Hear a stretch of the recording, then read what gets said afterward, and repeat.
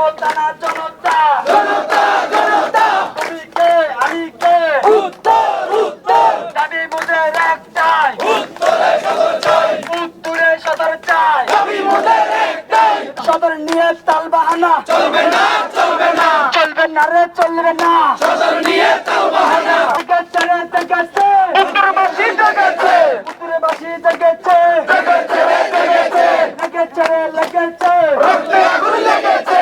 আমি এখন রয়েছি ভোজপুরের চিকনছড়ায়। সম্প্রতি যে ঘোষণা করা হয়েছে সরকারের পক্ষ থেকে নতুন উত্তর ফটিকছড়ি উপজেলা, সেই উপজেলা সদর দপ্তর নিয়েই মূলত দক্ষিণ এবং উত্তরের মধ্যে এই হাড্ডাহাড্ডি লড়াই চলছে গত কয়েকদিন যাবৎ। আপনারা দেখতে পাচ্ছেন যে আজকে সকাল থেকে এখানে হরতাল চলছে, অবরোধ চলছে। তো আমি এখন এখানকার যে স্থানীয়বাসী তারা কি বলতে চান তাদের বক্তব্যটা শুনতে চাই। কি নাম আপনার এবং আপনাদের মূলত দাবিটা কি নিয়ে? আজকে সকাল থেকে হরতাল চলছে, কোনো গাড়ি ঘোড়া চলছে না, মূলত আপনারা কি চাচ্ছেন? জি, আমার নাম মোহাম্মদ মনির হোসেন।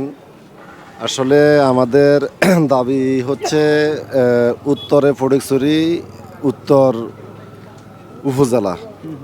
আমরা বাংলাদেশ সরকারের মাননীয় প্রধানমন্ত্রীকে ধন্যবাদ জানাচ্ছি যে আমাদেরকে উত্তরে উপজেলা দিয়েছেন, কিন্তু এই উত্তর উপজেলা দেওয়াতে আমাদের বাগান বাজারবাসী কী উপকার হচ্ছে কী অপকার হচ্ছে এটা নিয়ে আসলে আমরা দীর্ঘদিন আন্দোলন করে এসেছি। আপনারা জানেন, আপনারা অবশ্যই অবগত আছেন, ফটিকছড়ি উত্তরে ফটিকছড়ি উপজেলা যখন ছিল, এখন ফটিকছড়ি উত্তর উপজেলা করেছে, সেটা ভোজপুরে হচ্ছে। সেখান থেকে ফটিকছড়ি আর ভোজপুরের দূরত্ব হচ্ছে মাত্র 7 কিলোমিটার। তো এখন আমরা উত্তরে যখন উপজেলা পেয়েছি তাহলে আমাদেরকে সেই ফটিকছড়ি যাইতে হচ্ছে।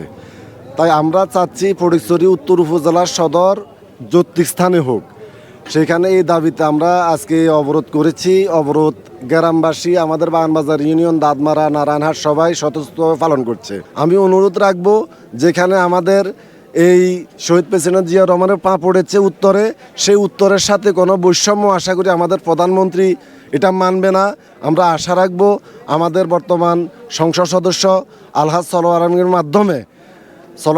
মাধ্যমে আমরা প্রধানমন্ত্রীর কাছে দাবি জানাচ্ছি যে উত্তরের এই বৈষম্য যাতে না থাকে, যৌক্তিক স্থানে সদর স্থাপন হোক, বাগান বাজারবাসী মানুষের দুঃখ দুর্দশা কষ্ট দূর হোক।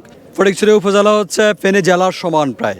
আমাদের দাবি যৌক্তিক স্থানে, মধ্যবর্তী স্থানে করার যে দাবি, সেটাকে ভোজপুরের কিছু দালাল ভূমিদস্যু সেটাকে চিনিয়ে নিয়ে টাকা পয়সার মাধ্যমে, দেন দরবারের মাধ্যমে ভোজপুরে করার সিদ্ধান্ত নিয়েছে এবং আমলাতান্ত্রিকভাবে ঘুষ খাইয়ে ভোজপুরে এটা প্রতিষ্ঠা করতে চায় তারা।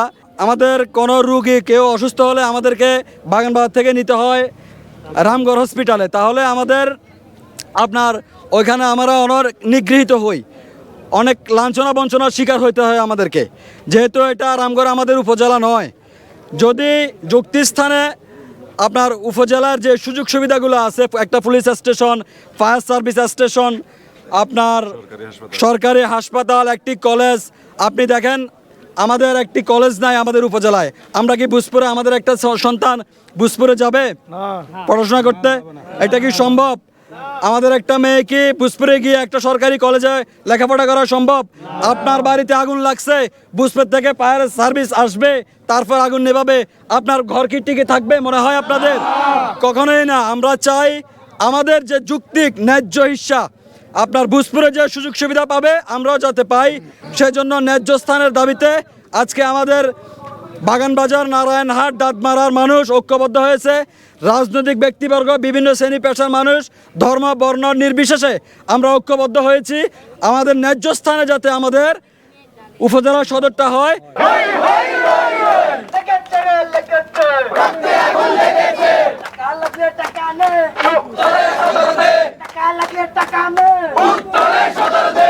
আমি আর করিস না, সামসামি আর করিস না,